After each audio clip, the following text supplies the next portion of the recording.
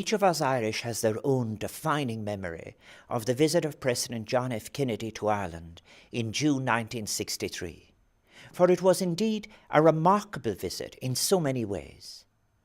For example, the images of an elderly Éirinn de Valera, third President of Ireland, welcoming the 35th President of the United States, both of whom were born in the United States, will prompt us to reflect on and appreciate the deep bonds of history, heritage, and affection that link both countries. The migrant's return goes deep in Irish culture, the triumphant return to Ireland of the great-grandson of a man, Patrick Kennedy, who emigrated during the worst period of the Great Irish Famine, appealed to our Irish sense of hope and resilience.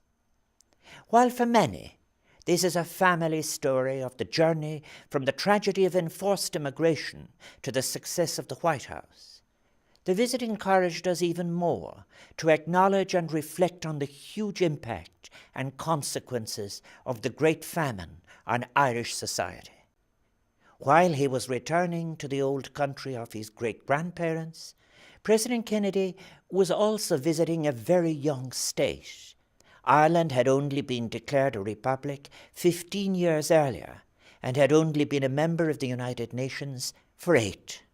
Thus, his visit, the first by the head of state of a great power to our country, was a major recognition of not only our connected peoples, but also of Ireland having taken its place among the international community of nations.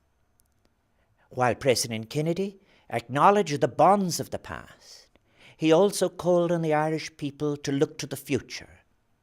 He celebrated the achievements of the young Irish state, not least our peacekeeping in the United Nations, and encouraged us to reach for the possibilities of a promising future yet to be achieved.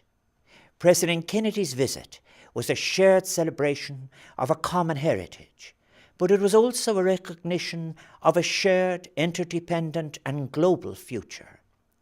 He offered us a vision, an ashling of what Ireland's future could and should be.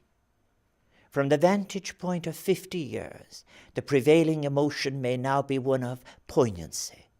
We know that the ashling of that visit was soon followed by what, for all of us, and particularly his family and the people of the United States, was the nightmare of Dallas. And yet, not even that somber reflection can quench the hope and optimism that President Kennedy kindled in our hearts in those glorious few days in June 1963. His visit remains with us, mar comhairle agus mar inspireáid.